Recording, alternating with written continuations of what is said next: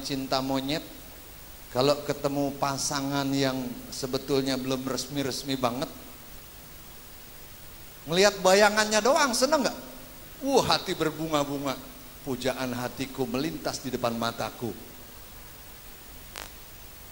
Padahal cuma lewat doang.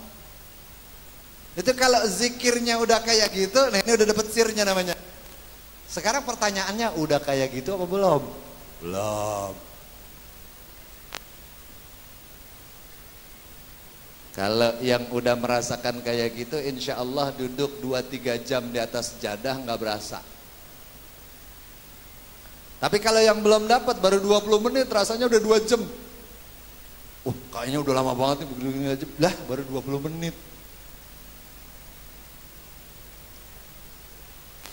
Nah makanya jangan heran kalau ada sebagian aulia yang kalau sudah duduk zikir kepada Allah nggak berasa sampai bertahun-tahun.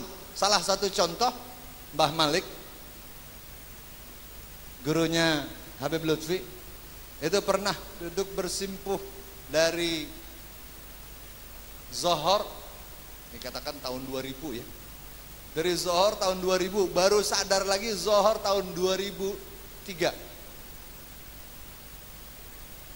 3 tahun setengah tasbihnya muter terus, nggak makan, nggak minum, nggak ngerokok. Mati nggak? Nggak mati. Ini mah dikit-dikit takut mati, dikit-dikit takut mati. Mati mah biar kita takut banget juga kalau udah waktunya. Mati biar kita berani banget. Kalau udah waktunya ya mati juga.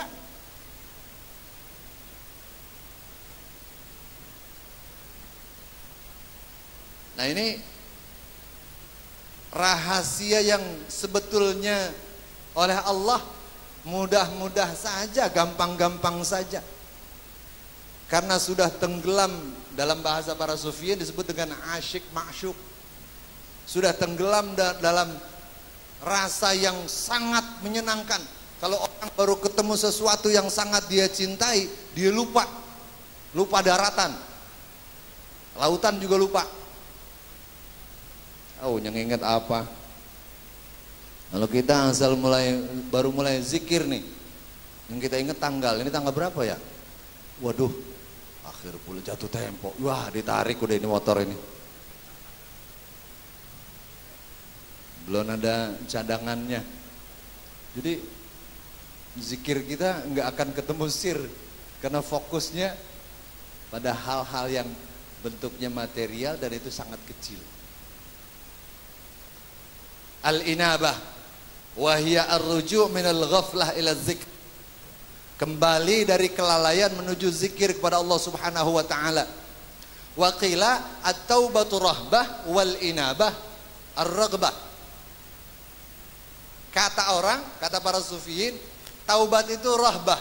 Rahbah itu dalam bahasa Indonesia ketertarikan. Ketertarikan terhadap sesuatu. Terpesona. Apa sih bahasa yang lebih sastranya? Terkesima. Itu namanya rahbah. Kalau raghbah, raghbah itu artinya tergila-gila. Makanya ada judul sholawat yang judulnya mughram. Mughram itu artinya tergila-gila. Biasanya kalau disebut tergila-gila ini bukan terkait dengan sesuatu, tapi lebih pada perasaan ya. Makanya raghbah itu disebut dengan, diterjemahkan ke dalam bahasa Indonesia tergila-gila. Jadi kalau kita nanti sudah tergila-gila kepada Allah, banyak orang yang akan, banyak makhluk yang akan tergila-gila kepada kita. Tapi tujuannya jangan itu. Kalau pengen digila-gilain orang mah gampang. Kalau pengen digila-gilain orang, gampang. Ambil aja sesuatu yang paling dia cintai. Ntar juga dia datang ke kita, gila loh. Punya gua satu-satunya diambil, kan digila-gilain juga itu namanya.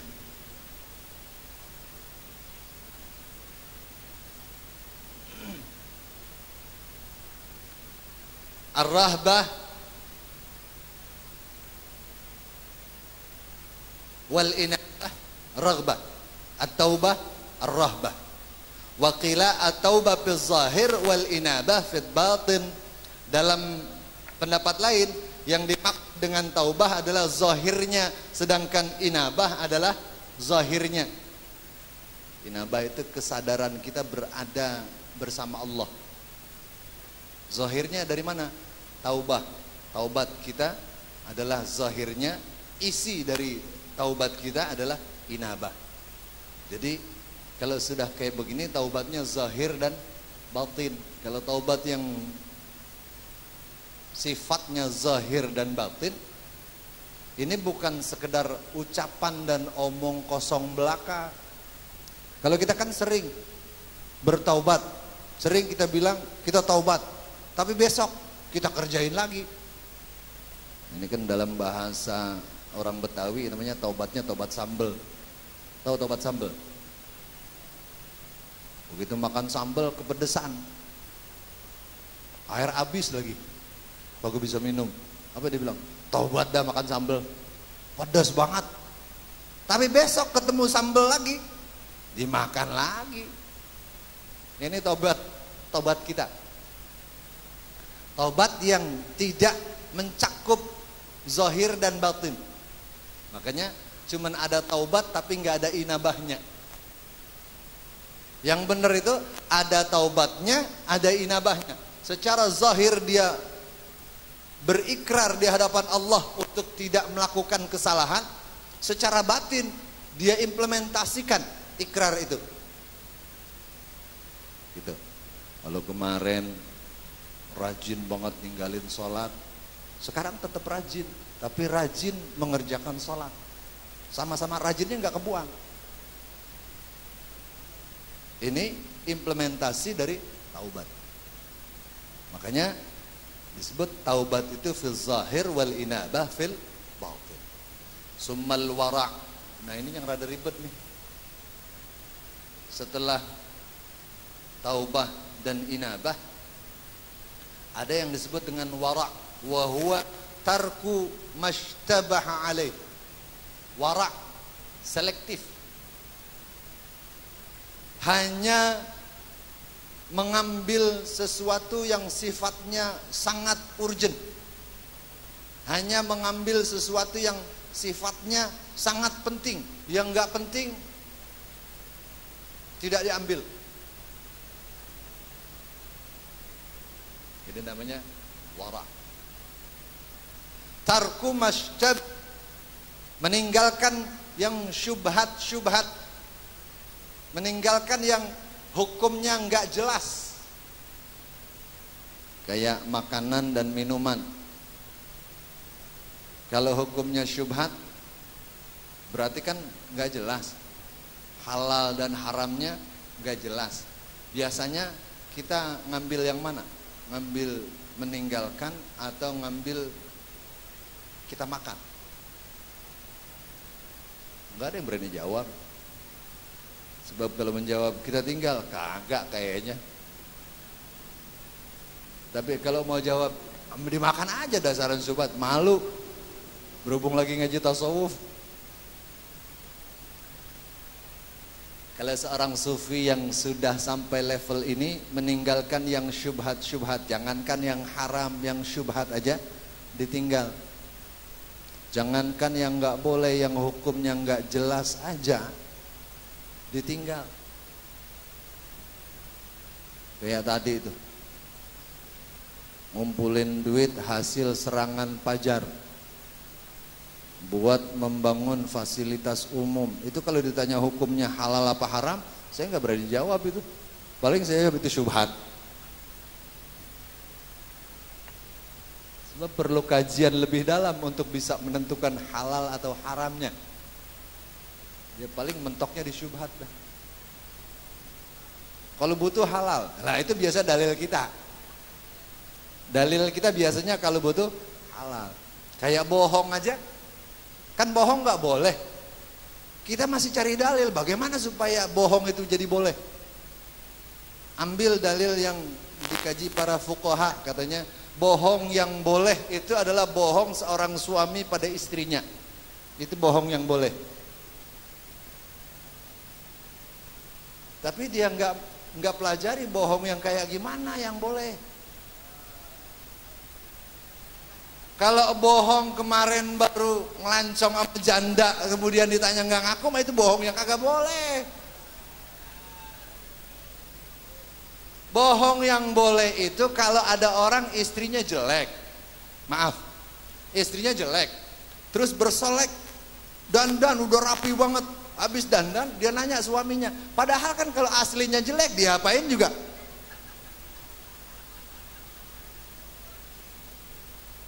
Cuman kalau kita jujur dia akan kecewa. Maka saat itu boleh kita berbohong. Begitu ditanya, bang gue apa agak bang, kan main kayak anak nabi. Itu bohong yang boleh. Bohong yang kayak begitu, mentang-mentang bohong suami sama istri boleh, apaan aja dibohongin istrinya.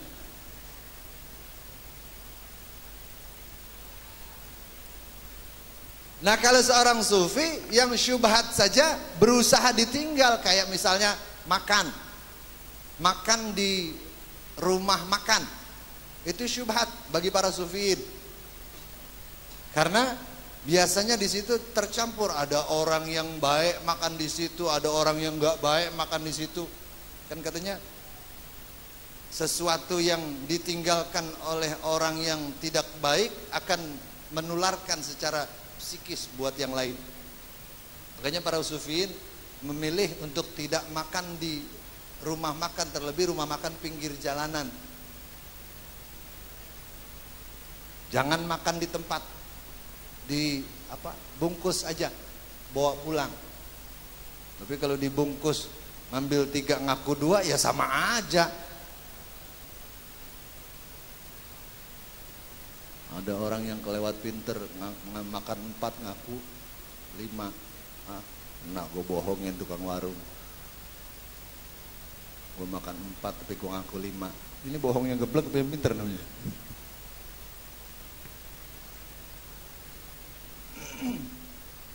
Itu ya, warak, berusaha meninggalkan sesuatu yang hukumnya tidak jelas, selektif.